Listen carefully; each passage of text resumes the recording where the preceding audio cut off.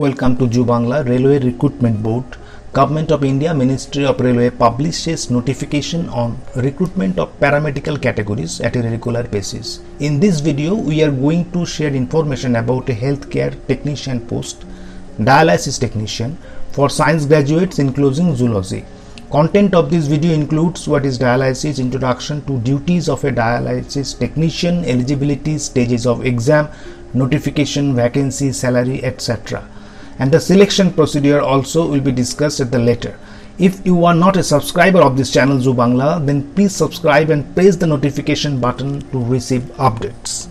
Dialysis technician এর বিভিন্ন গুরুত্বপূর্ণ দিকগুলো আমরা দেখব, and in that case they have multiple roles actually that help dialysis patient whenever they receive dialysis treatment in any dialysis centers, and above all they need to carry out with great efficiency so that no patient comes under any kind of harm because of their own negligence. So now let's focus on contents and the major topics to be discussed under this video, and all are requested to watch this video till the end. তাহলে পুরো ভিডিওটা কি বিষয় সম্পর্কে একটা compact idea চলে আসবে। What is dialysis and introduction to dialysis technicians, তাতে কি কাজ করা দরকার, eligibility criteria, stages of exams, notifications, কেমন ধরনের নোটিফিকেশনটা হয় এই জবের, vacancy and salary status. For any job vacancy and salary status this feature is very very important. Medical standards, প্রত্যেকটা জবের নির্দিষ্ট কিছু কিছু মেডিকেল ক্রাইটেরিয়া থাকে, এখানেও রয়েছে, সেটা দেখতে হবে। Exam patterns and common syllabus, professional ability, প্রত্যেকটা, যেমন এখানে ডায়ালাইসিস যে টেকনিশিয়ান তার জন্য কিন্তু একটা স্পেসিফিক সিলেবাস আছে, আর রেলওয়ের এই এক্সামে একটা কমন সিলেবাস থাকে ফর অল পোস্টস। আর স্পেসিফিক প্রফেশনাল এবিলিটি হচ্ছে এই ডায়ালাইসিস টেকনিশিয়ানে যুক্ত। For professional ability sections they use to prescribe you, suggest you different syllabus. Now the last of all selection procedure. Kidney dialysis actually this process removes metabolic waste from the blood. This is typically the job of the kidneys, but when the kidneys do not work, kidney dialysis is a necessary treatment for patients. We have different videos and discussion about creatinine, renal failure, what are the symptoms and what kind of foods we need to consume. Kidney সমস্যা হতে পারে ক্রিয়েটিনাইনে, সেগুলো আমাদের সেকশনে লিংকে দেওয়া রয়েছে ভিডিওর একদম টপ বাটনে, সেটা দেখে নেবে। So now the roles and responsibilities of a dialysis technician, অনেকগুলো দায়িত্ব তার মধ্যে রয়েছে, তার বিষয়টা সম্পর্কে ধারণা থাকতে হবে, knowledgeable and competent regarding all the scientific principles of dialysis থাকা দরকার। He or she will know what need to be done at what time, প্রত্যেকটা সময় সিচুয়েশন ওয়াইজ পারফর্ম করতে হয়, মেনটেনেন্স করতে হয় ডায়ালাইসিস ইকুইপমেন্টসগুলোকে, রিপেয়ার করার প্রয়োজন আসে, ডায়ালাইজারকে প্রসেসিং রিপ্রসেসিং করতে হয়, প্রিপেয়ার করতে হয় পেশেন্টসকে ফর ডায়ালাইটিস ট্রিটমেন্ট প্রসেস। তো sanitising, cleaning machine, surrounding area, সেগুলো দেখতে হয়। মনিটরিং, ওয়াটার ট্রিটমেন্টটাকে মনিটর করা দরকার, এবং তার যে কোয়ালিটি ইম্প্রুভমেন্ট আছে সেন্টার যেখানে ডায়ালাইসিসটা হচ্ছে তাকে কন্টিনিউয়াসলি ইম্প্রুভ করতে on the basis of feedback and others suggestions. So they need to participate in that quality improvement program for the center. Monitoring করতে হয় বিভিন্ন ভাস্কুলার অ্যাক্সেস পেশেন্টসের, এই সবগুলো ফিচার্সকে নিয়ে তাকে কিন্তু একটা আমরা বলি যে ইম্পর্টেন্ট রোল ডায়ালাইসিস টেকনিশিয়ানের। এবং তার ওয়ার্কিং যে এনভায়রনমেন্টস রয়েছে, হিমোডায়ালাইসিস টেকনিশিয়ানস বিভিন্ন জায়গায় কাজ করতে পারে। আমরা এখানে we are discussing about the paramedical categories under Indian railways. So they use to performs in different hospitals, clinics, dialysis centres. একটা বিরাট বড় অপশনস আছে তাদের কাছে, কেরিয়ারে বিরাট বড় একটা সুযোগ। It's a trending professions.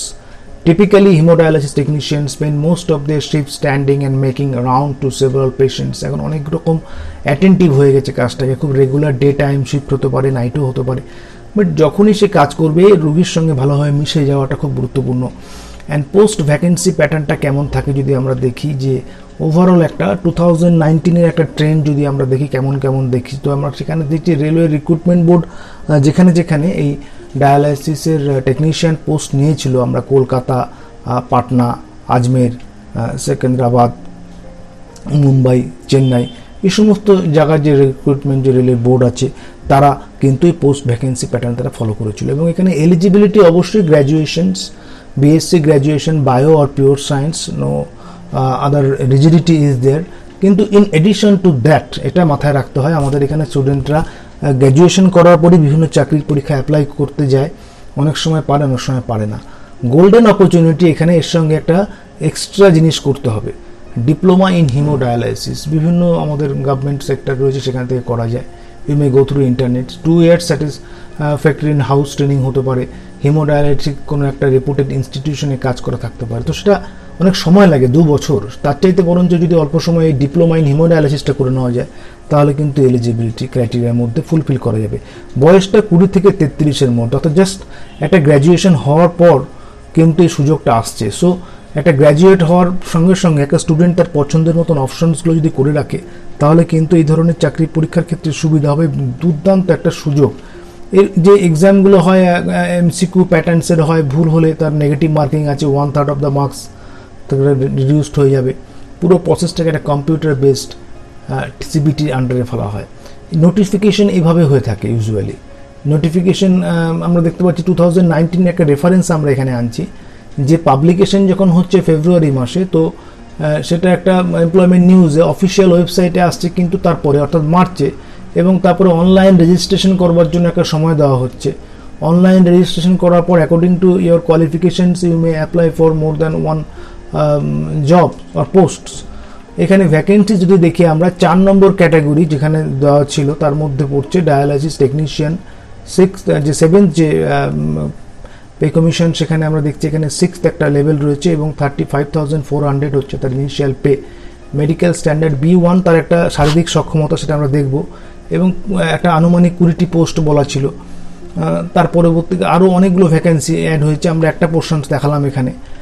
এবং এখানে যেটা হচ্ছে কি মেডিকেল স্ট্যান্ডার্ড থাকা দরকার। আমরা বলছি যে তার একটা শারীরিক সক্ষমতা যদি সে কোয়ালিফাই না করতে পারে, if that particular applicants fail to qualify the medical standards, he or she won't be allowed to take part in the examination. B1 medical standard আমরা বলেছিলাম যে এদের ক্রাইটেরিয়া যে B1 থাকা দরকার ফিজিক্যাল ফিটনেসে।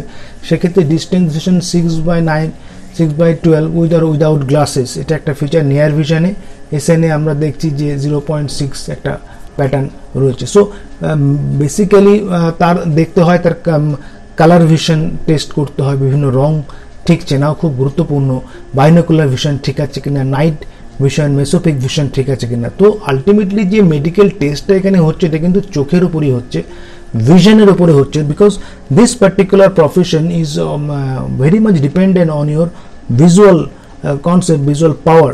তো সেটার জন্য মেডিকেল টেস্টে করতে হবে। এবং এক্সাম প্যাটার্নের ক্ষেত্রে অবশ্যই অবজেক্টিভ প্যাটার্নসে থাকবে। প্রফেশনাল এবিলিটি আমরা ভিডিওর শুরুতেই বলেছি যে এদের যে সমস্ত জবগুলো আছে, আমরা অন্যান্য ভিডিওতে যেমন আলোচনা করেছি হেলথ বা ম্যালেরিয়া ইন্সপেক্টর, সেক্ষেত্রে তার কিন্তু যে প্রফেশনাল এবিলিটি তার সিলেবাস আলাদা ছিল। যারই যাই সিলেবাস থাক, এক্ষেত্রে যেমন ডায়ালাইসিস টেকনিশিয়ান তার প্রফেশনাল এবিলিটির জন্য 70 নম্বর মানে কোশ্চেন্স রয়েছে, মানে নাম্বার অফ কোশ্চেন্স। এছাড়াও সাধারণ general awareness, arithmetic, general intelligence এগুলো লাগবে। তো প্রফেশনাল এবিলিটি সিলেবাসটা খুব ভালো করে প্রস্তুত নেওয়া দরকার। সেখানে anatomy, biochemistry and pharmacology, physiology, introduction to kidney disease, principal and practice of dialysis. তো একটা সিলেবাসে যখন আমরা প্রফেশনাল এবিলিটিটা কনসেপ্টটা পরিষ্কার থাকবে একটা স্টুডেন্টের, তাহলে কিন্তু সেইভাবে প্রস্তুতি নিতে সুবিধা হবে। এছাড়াও যখন কমন সিলেবাস যেটা থাকে সেটা বিভিন্ন পরীক্ষার জন্য কিন্তু কাজে লেগে যেতে পারে, not only for the railway বা other UPSC or state government based বিভিন্ন এক্সামে লেগে যেতে পারে। সেখানে জেনারেল অ্যারিথমেটিক্স রয়েছে, জেনারেল ইন্টেলিজেন্স অ্যান্ড রিজনিং রয়েছে, জেনারেল অ্যাওয়ারনেস রয়েছে এবং জেনারেল সায়েন্স রয়েছে। সেখানে কিন্তু পরিষ্কার জেনারেল সায়েন্সে বলা আছে যে আপ টু 10 স্ট্যান্ডার্ডে ফিজিক্স, কেমিস্ট্রি, লাইফ সায়েন্স এগুলো খুব সুন্দর দেখা। জেনারেল অ্যাওয়ারনেস সবসময় নিজেকে আপডেট রাখা, একদিনে কয়েক মাস পড়ে কয়েকদিন পড়ে হয় না, it's a continuous process. Indian geography, current affairs, freedom struggle, polity. তো মেজর যে ফিচার্সগুলো আছে তোমরা এখানে পজ করে এই সিলেবাসটা দেখে নেবে। এই ওভারঅল সিলেবাসে যখন কমন সিলেবাস আর তার নিজস্ব প্রফেশনাল স্পেসিফিকেশনের সিলেবাস, তার উপরে এক্সামটা হবে। এবং এক্সামের সিলেকশনে কিন্তু খুব গুরুত্বপূর্ণ যে তার যে পারফরমেন্স হবে, সিবিটি যে এক্সামিনেশন তার উপর বেস করে সিলেকশন হবে। অনেক সময় কিছু এক্সট্রা ক্যান্ডিডেটকে রাখা হয় অনেক প্রবলেমের জন্য, শারীরিক অসুস্থতা বা কোনো কারণে ডিসকোয়ালিফাই হলে, তখন ইন এডিশন 50%-এর জন্য বলা হয়েছে যে in addition 50% extra candidates will also be called as standby unless otherwise specified. এইভাবে কোয়ালিফাই করতে হবে। জু বাংলা চ্যানেলটি সাবস্ক্রাইব করা না থাকলে সাবস্ক্রাইব করে বেল বাটনটিকে প্রেস করে দিন, তাহলে নোটিফিকেশনগুলো নিয়মিত পাওয়া যাবে থ্যাংক ইউ। সকলে সুস্থ থাকুন, ভালো থাকুন।